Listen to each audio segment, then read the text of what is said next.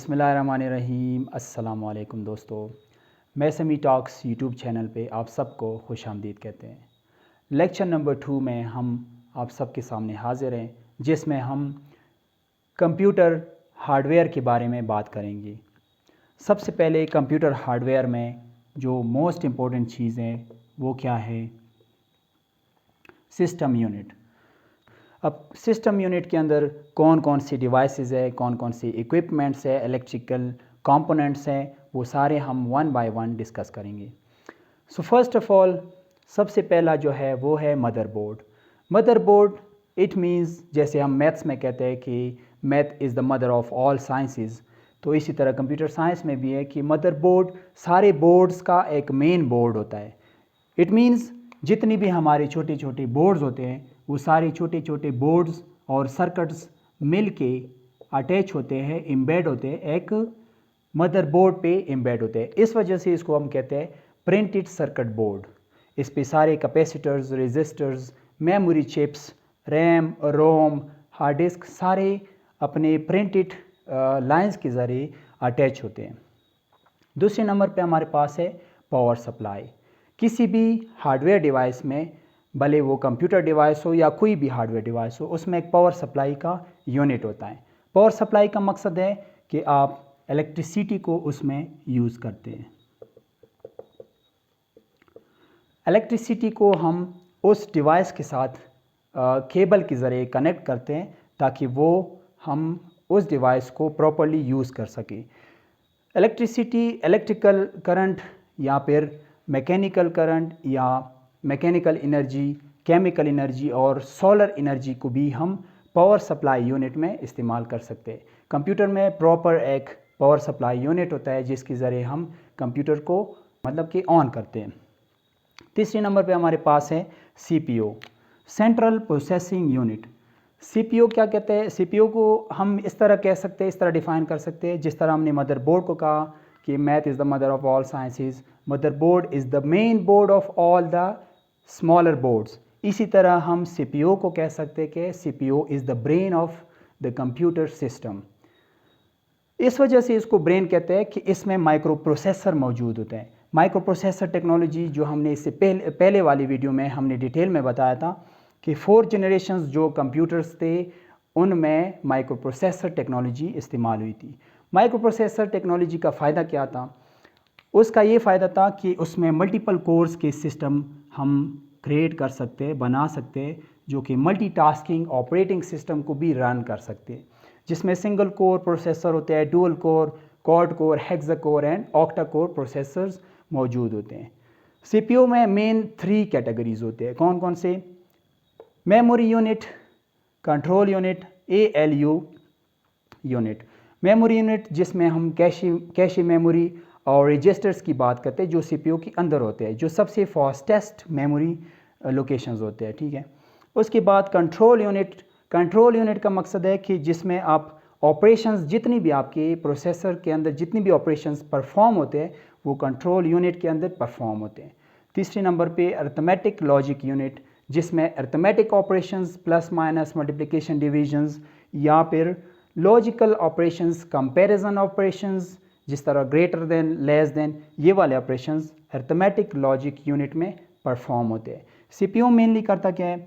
CPU सबसे पहले data को फैच करता है, किसी भी हार्ड डिस्क से या किसी और लोकेशन से डाटा को फैच करता है, फिर उस डाटा को डिकोड करता है, फिर इनकोड करता है अपनी कंप्यूटर बाइनरी लैंग्वेज में, फिर उस डाटा को लोड करते हैं और लास्ट स्टेप में उसको प्रोसेस करता है। सीपीयू का मेन जो काम होता है वो डाटा को प्रोसेस करना है ताकि वो आगे उस डाटा को हम दूसरी कंपोनेंट्स में सिग्नल्स के ज़रिए भेज सकते हैं। इसके बाद हमारे पास 4 चीज़ें आती है। हार्ड डिस्क आता है, रैम, रोम, ऑप्टिकल स्टोरेज। इन सारों को हम कंबाइनली, यहाँ पे मैंने नोट किया हुआ है, इन सारों को हम कंबाइनली कहते हैं स्टोरेज डिवाइसेस।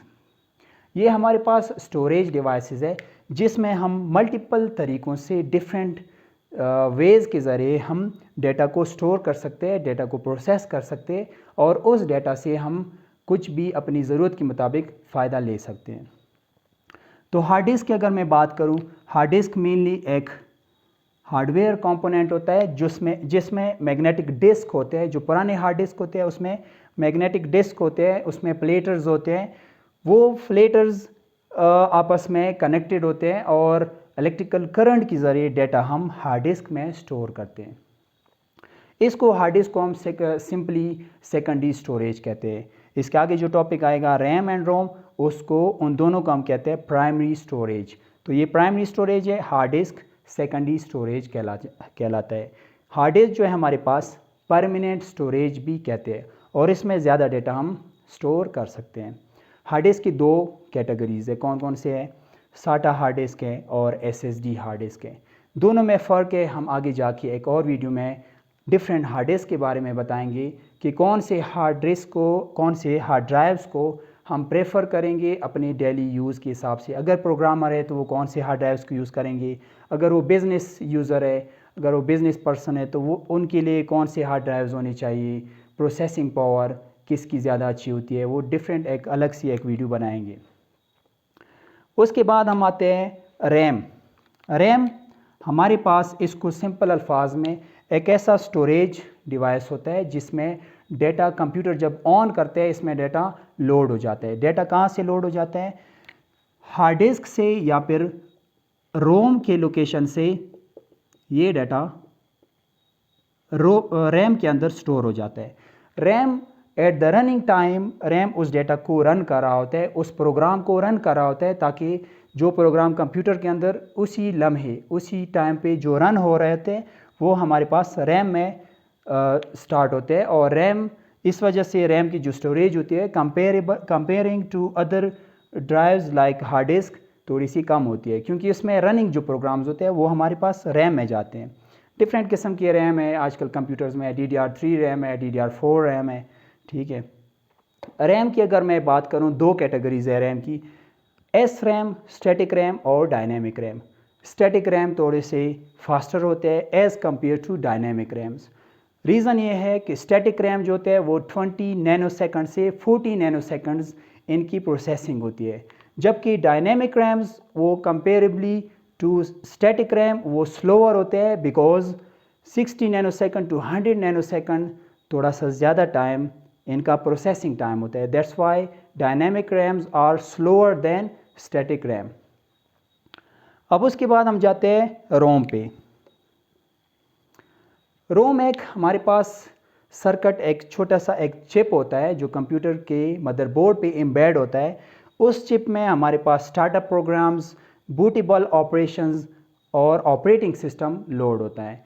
जितनी भी आपकी बायोस है, बूटेबल ऑपरेशंस है, वो सारे आपके रोम में परमानेंटली प्रोग्राम्ड किए होते हैं।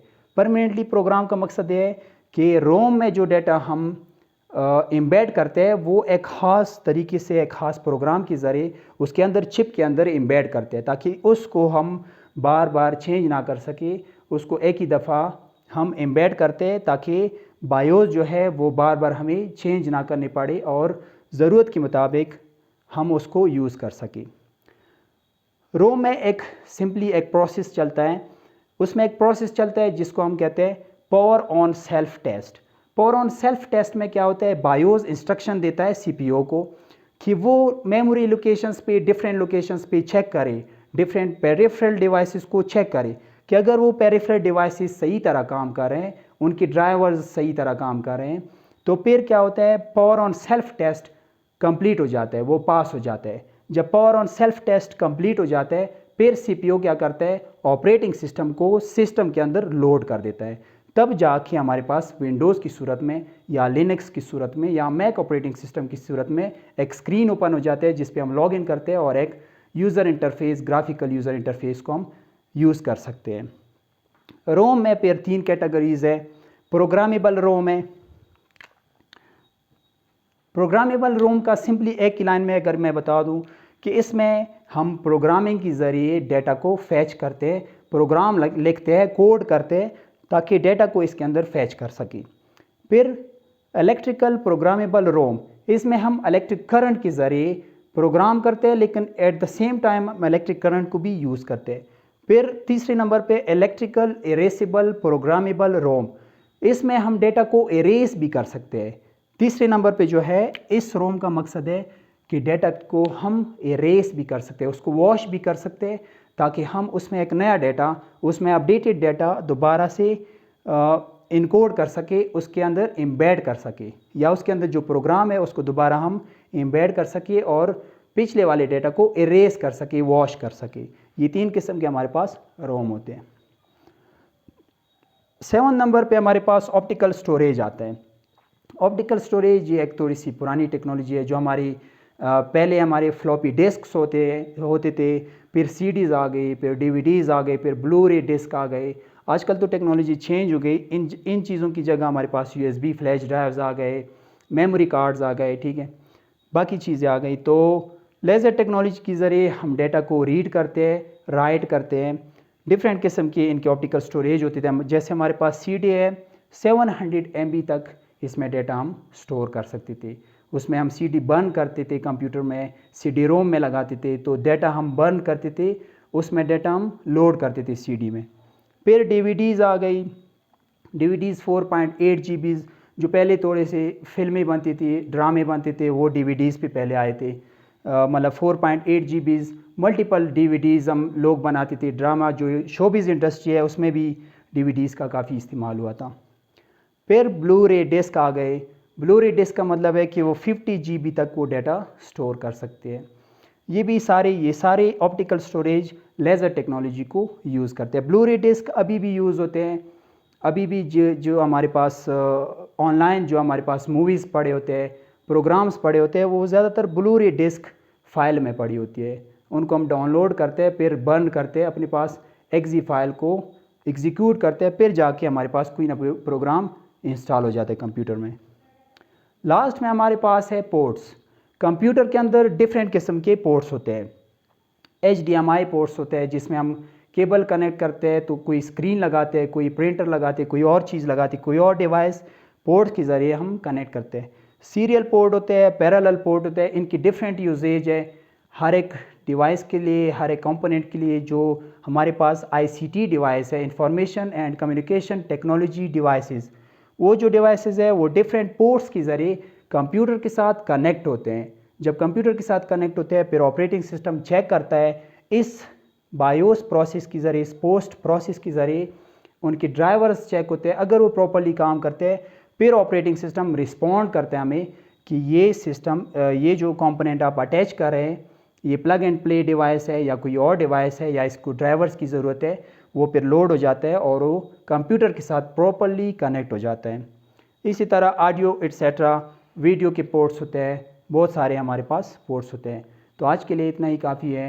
उम्मीद है आपको ये वीडियो पसंद आई होगी। आप काइंडली इस चैनल को सब्सक्राइब करें, और नेक्स्ट जो हमारा टॉपिक होगा वो हमारा इनपुट डिवाइसेस पे होगा। इनपुट डिवाइसेस में कौन कौन सी डिवाइसेस आते हैं, कौन कौन सी टेक्नोलॉजीज़ चेंज हुई है, वो सारे हम इंशाल्लाह नेक्स्ट वीडियो में डिस्कस करेंगे। Thank you so much.